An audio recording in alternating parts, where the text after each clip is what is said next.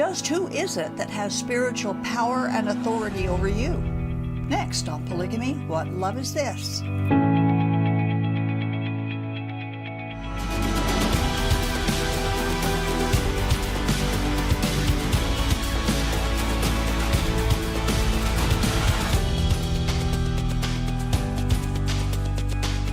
In 1887, British politician Lord Acton wrote, quote, "Power tends to corrupt, and absolute power corrupts absolutely."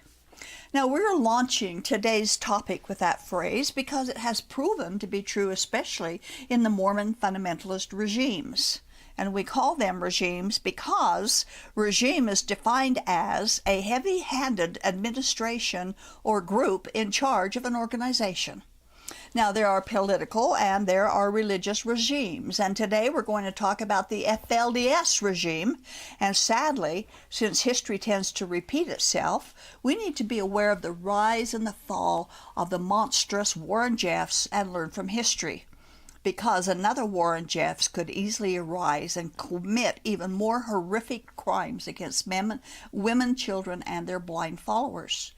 We're using the prologue from a book entitled Answer Them Nothing. It was written by Deborah Wireman, a book that digs into the rise and fall of Warren Jeffs, the so-called prophet of the FLDS polygamous regime.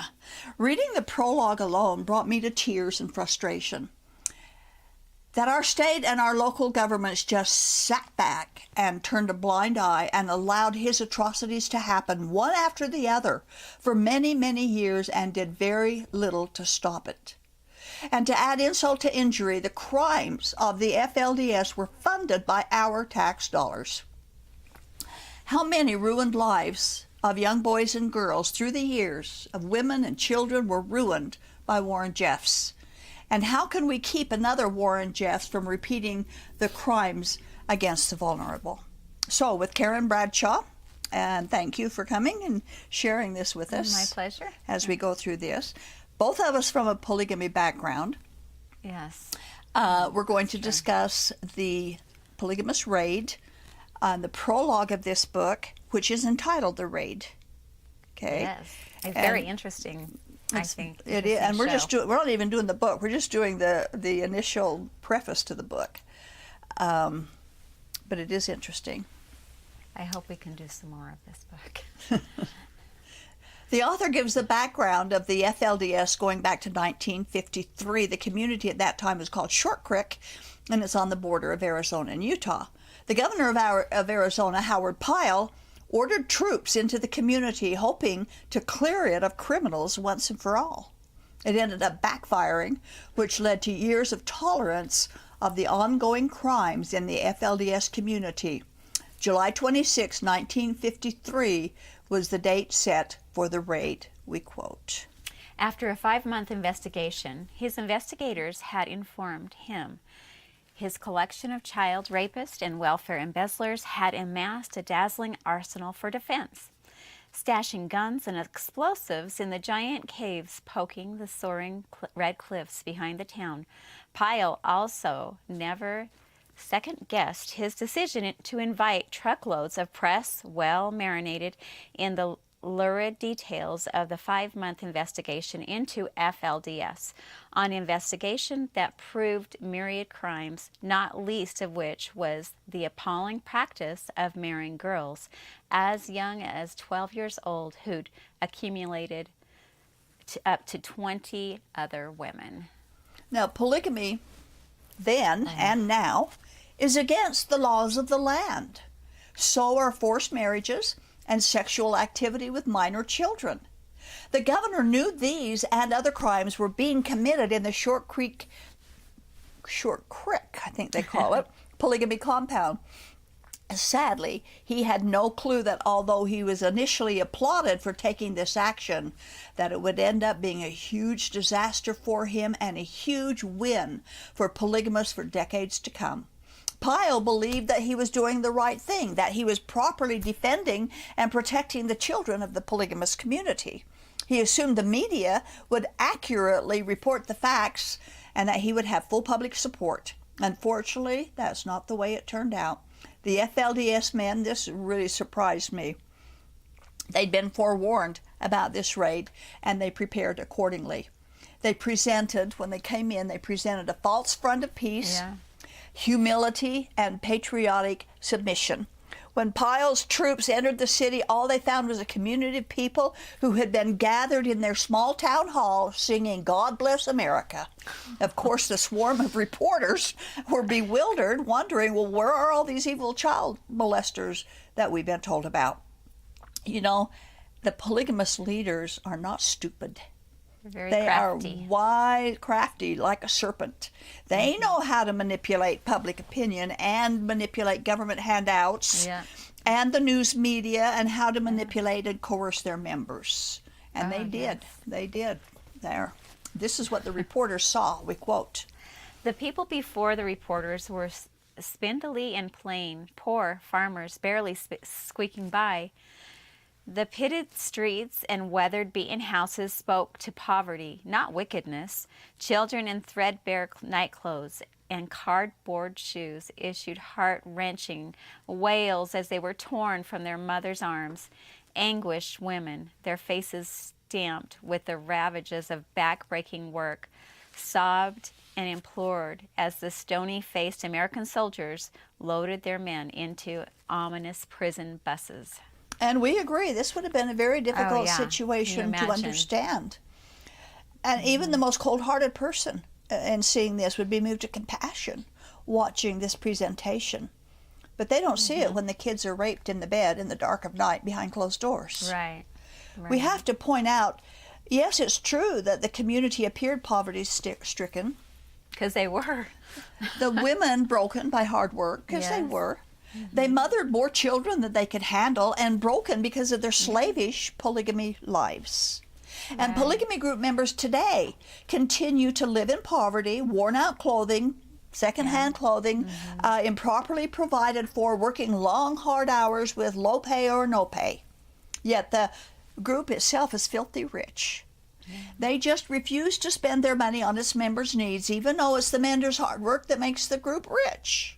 It's groups that have the money have the money to supply the members' needs, but they just don't do it. So it's a false front that they're seeing. The public watched the news of the raid. They saw the sadness and the separation of families, and public opinion turned the tables on Governor Pyle's intentions because they were not given the full truth about the community and the abuse of their children. So the FLDS facade worked, we quote. Help me with that word, Doris. Constituents. Constituents who had demanded an end to the polygamist in their midst turned on him. Legislators who shared Pyle's revulsion and appropriated hundreds of thousands of dollars for Pyle's investigation and raid now denounced him. So they turned the tables quickly on him. So sad. In fact, Life magazine, I've seen some of the pictures that they published.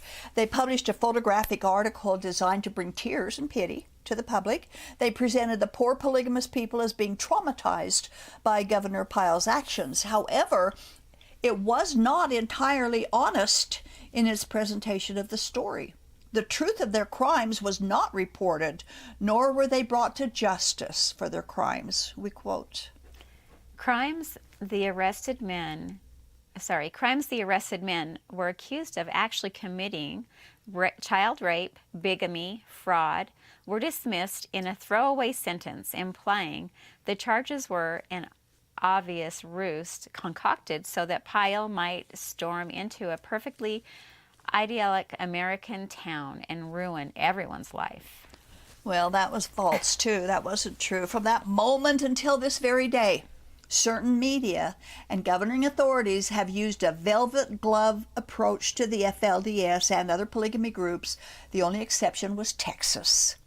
The author writes that the Life magazine article did a great disservice by creating a semi-protected polygamous society of lawbreakers for decades to come, and that's exactly what happened. Oh my goodness, that's Not true. to mention the tax laws and the welfare laws and the fraud laws and child rape, molestation, assault, and forced marriages that continued in the quiet communities of the Mormon polygamists. We have another quote. Concerning the young girls who would be assigned without consent to men old enough to be their grandfathers, Life impatiently insisted that polygamy was the only life they'd ever known. The peeved writer explained that FLDS men were lonelier than most because they were used to having as many as 5 women and 21 children around the house. These poor men.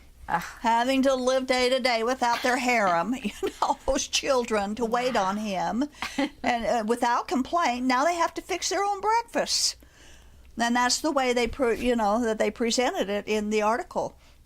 The Life magazine article alleged the required underage marriages, their illegal polygamy, and their abuses of welfare privileges as tricky legal questions. They were a hardy stock of pioneer people, they said, just practicing a religion upon which no one could form an opinion, much less a judgment. Now, that simply is not true. And when taken as being true, it results in disasters, abuses, and a whole lot of human trafficking, which it did.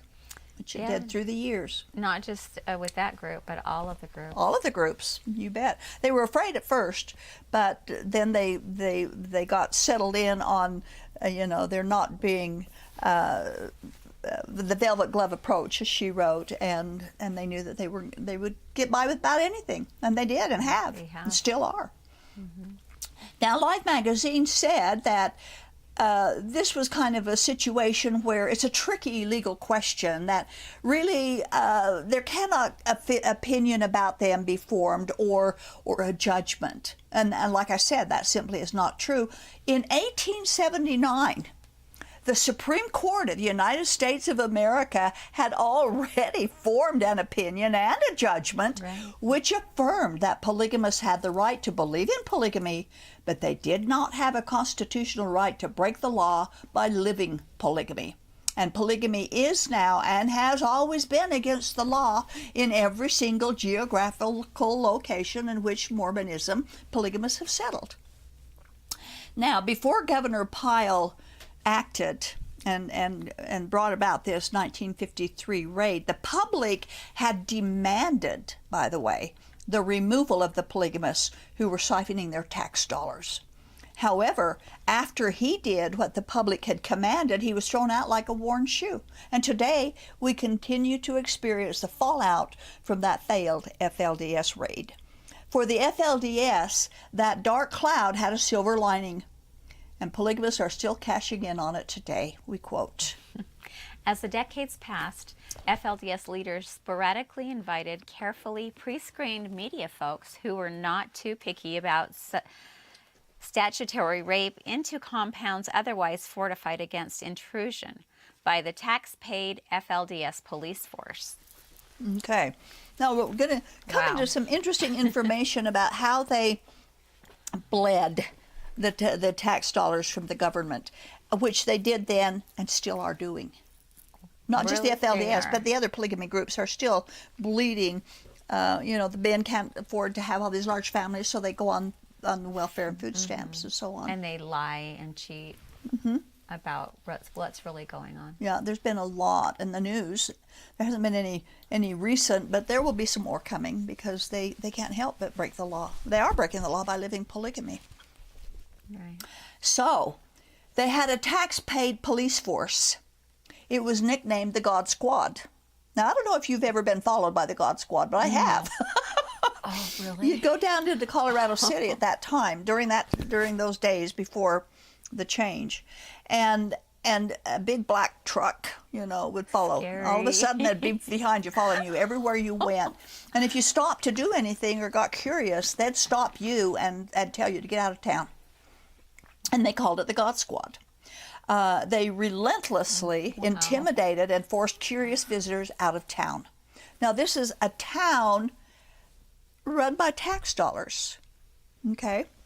The media published pictures of children playing in the streets and working on the farm as wholesome children with glowing cheeks, playing and working and pigtails and pinafores and presenting a better time when butter was churned fresh and no one locked their doors. But they should have locked their doors because, unknown to the media, They were totally naive about the sexual monsters that polygamy creates, incubates, and nourishes. These old men crept into children's beds and took them as their own child brides, supposedly adding to their eternal heavenly harem.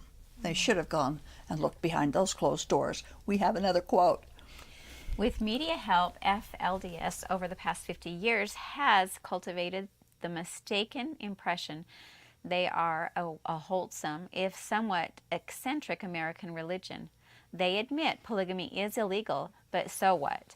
The ferocious American commitment to religious freedom, a bedrock of American society, trumps the admittedly odd practices of a small group far, far away. The FLDS wore the 1953 raid like an armor against noisy child welfare workers, outside cops and fraud investigators, and the armor worked. It worked.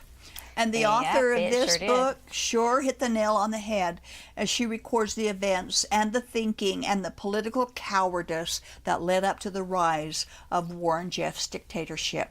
By the year 2000, Short Creek grew from a few hundred residents to over 10,000 people. Plus, they had planted other polygamous FLDS communities in Utah and Arizona, as well as South Dakota and Colorado and Nevada and New Mexico, California, and Canada and Mexico. They mushroomed, not only in membership, but financially. Quote. The Sect United Effort Plan, a trust that held all land titles of all FLDS members, was 110 million in property alone, even as the vast majority of FLDS members subsisted on millions bestowed from various welfare programs. While millions were in tax dollars to support local government, schools, and police disappeared every year into FLDS book accounts. Dozens of FLDS businesses in construction, lumber, and concrete, and agriculture, staffed by unpaid FLDS members, flourished without the pesky labor cost other firms had to include in competitive project bids. And she described 40,000 square foot homes that were built. They had fish ponds and wine cellars. The FLDS royal families, and each polygamy group has a royal family, so to speak. They would eat fresh lobster while the regular FLDS mothers would have to use food stamps to feed their children. They had their own aircraft to fly where their little hearts desired, and with a federal grant. They built a multi-million-dollar airport to encourage tourism, yet the local God Squad police force discouraged tourism by escorting every visitor out of town. You see how they really cheated their way into prosperity. We have another quote. Even a little curiosity would have revealed that tourism was the very last thing FLDS leaders wished to encourage. Little by little, Short Creek was transformed from a poor farming community to a few dozen families who governed themselves with a semblance of democracy into a wealthy fortress ruled by the iron word of a single man, the prophet, deemed to be God's only representative on earth. And of course he's called the prophet, and he controlled every aspect of the Mormons' lives. He controlled the wealth of the group. He decided who and where they would work and the hours they would work. He decided which men would be allowed to have families, and he personally selected and assigned the wives, the girls, to the men without the girls' consent. No reading material was allowed except when the prophet approved of it. TV, radio, music, movies, internet was prohibited. The only tape recorders that were allowed were those that played his droning religious message. Education was limited, and by the time Warren Jeffs got there, education was banned. And the teachers drove new SUVs, which were purchased by taxpayer money. If a man broke a rule, his membership was stripped away, he was cast out, and his existence was to be forgotten by everyone. Another quote. It gets worse.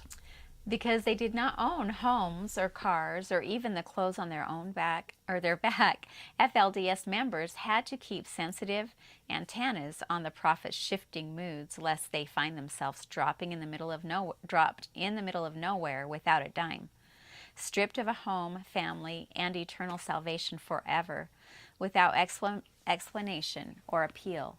The prophet could and did disappear a man in the middle of the night by throwing him in the back of a van, driving him out of town, and dumping him with orders that he never contact his family again.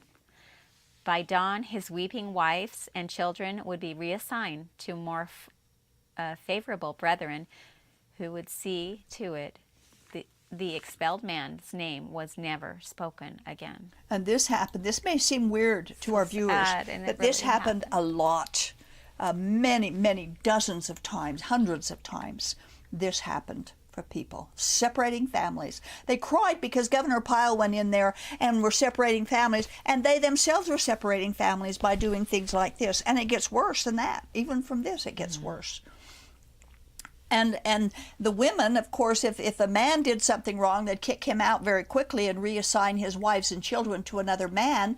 But the women, well, they were so low on the heavenly totem pole that they had to have their husband's consent even to get into heaven.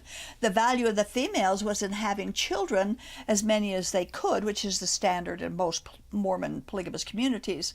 And a minimum of 3 wives was necessary for a man before he could attain the celestial kingdom and have his own planet to be God and ruler in the next world. However, the FLDS and all the other polygamy groups have a problem with the 50-50 gender birth rate. We quote. Many men had more than 3 wives. The prophet Reuel Jeffs was rumored to have upwards of 60, adding a 14-year-old girl when he was 86. Women were too scarce a commodity to be given the boot for even the gravest indiscretions, so long as they could produce children. Misbehaving females were isolated for reflection, locked in secret houses, or even abandoned in the cliff caves far above town behavior modification, which might involve beatings or deprivation of food, water, or sleep. So, and this happened. I've helped people out of FLDS who personally experienced some of this. Even if someone wanted to get out or wanted help to get out, there was nowhere to turn. They were trapped, and most of them knew nothing of the non-polygamous world. The situation was about to get worse because the leader, Reuel Jeffs, died and his son, Warren Jeffs, ascended his throne. And by the year 2000, the available girls were critically low, so they tried to fix the problem by just taking younger and younger girls for their brides. But that only postponed the problem and created another one. There were teenage boys and young men of marriageable age, but with no single unattached girl to marry. They were in a religion that required them to reproduce with at least 3 wives, or they couldn't go to heaven. But instead, they would remain single forever because there were no available females, we quote. Reuel Jeffs, and later his son Warren, hit upon a solution of unbearable cruelty. Concocted the flimsiest offenses, the prophet ordered parents to eject their own sons, some as young as 13, from the only community they had ever known, without a penny, scrap of food, or change of clothes to their name. Fathers and mothers obeyed the prophet, driving their children into the desert or to a faraway city. They'd be abandoned on the street of the road, or the side of the road, left with these loving words from the parents who'd given them life: "You are eternally damned to hell, and we will never think of you or speak to you again." And that became a scandal in this country, in these states. These boys were terrified and devastated.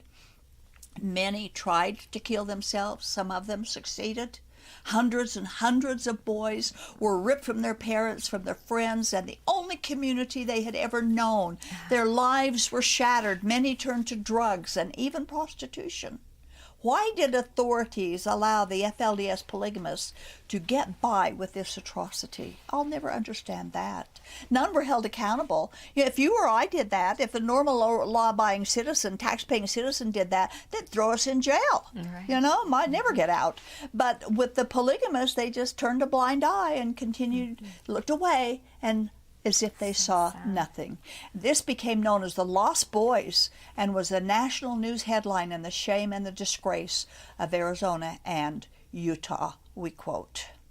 Yet politicians and police, still under the influence of the 1953 raid, did nothing, knowing that interference with the FLDS spelled political disaster. So that's the bottom line right there. That's why polygamy has grown, Utah and Arizona. It didn't seem to matter that the lives of young boys and girls were shattered with the support of tens of millions of dollars of taxpayer, you and me, paying their way. And what did the politicians' future really matter along when you look at it side by side with this? There were rumors, of course, of under-the-table payoffs, and I've heard a lot, and won't go into much detail there, cases of appalling incest, rape, assault, mothers being ripped from their children by their own leadership, persons coming up missing and the authorities would not search for them, girls who did manage to run away from this nightmare were caught and forced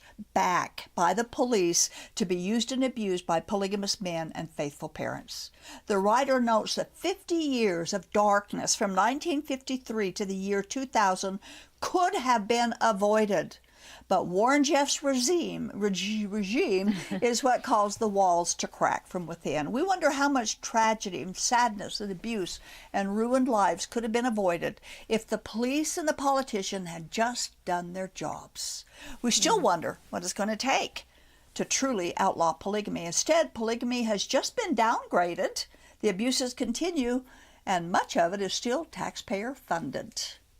So that is just the introduction to the book, but it shows us why they have put up with the polygamists. Like I said, they're wise. They know what they're doing, and they know how to turn the tables. Thanks, Karen.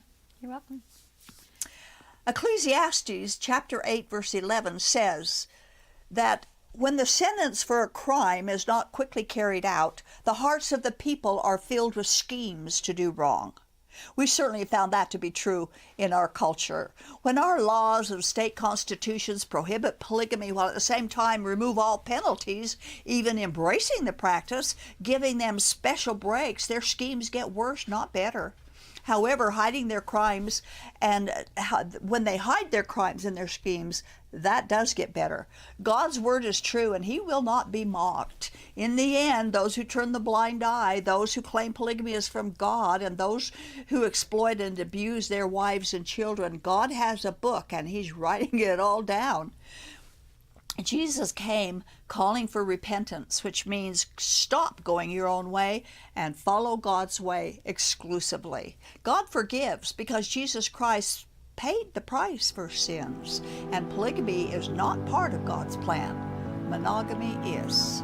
Thank you for watching.